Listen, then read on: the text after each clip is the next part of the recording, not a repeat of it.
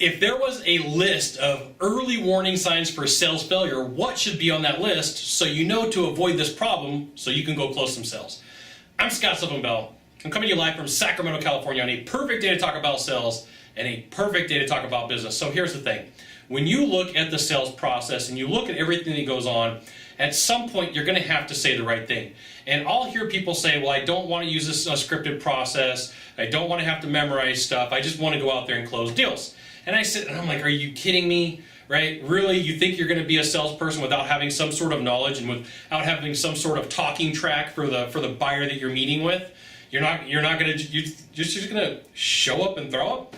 So you tell me another industry where you don't practice or you don't memorize something, okay? Let's just go through a couple things. Musicians, you probably have a favorite musician or band.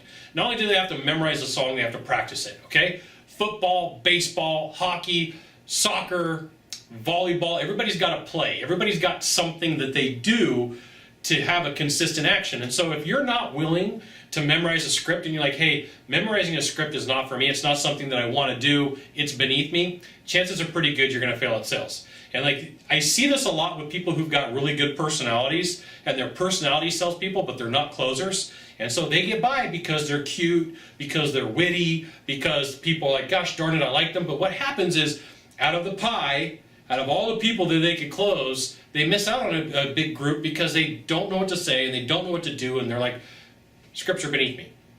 And every time that I work with a brand new salesperson and they're like, well, I don't want to memorize this because it's uncomfortable, or I don't want to use this because it's not exactly how I would say it, I'm like, well, you know what? Why don't you do what's shown first and then innovate second?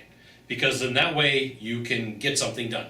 So if you're new to sales and you're like, I don't know if I'm going to succeed or not, I'm going to ask you, tell me about your script.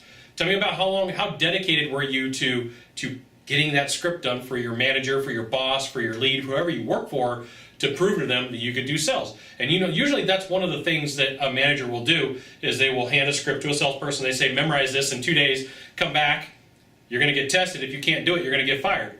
Well, there's a reason for that, because that means if they're not willing to do it, they're not coachable and they don't find it serious enough. So early warning signs that you may not be the right fit for a sales and be in sales is if you're not willing to memorize a script. Now, once you memorize the script, then you can go off script. Then you can do what needs to be done and then put in your flair and then put in your own personality, but not before, okay? My belief, I see this happen a lot. Well, I want to put all my own, my flair into it. Fine, do it once you learn the process and then step outside and party, okay? So you got one thing to do from here, just one thing. Find the subscribe button and click on it, and every time I send out a video, you'll get an update. This says Scott Bell Consultant sent out a video. You should check it out, which you should. We'll see you soon. Aloha.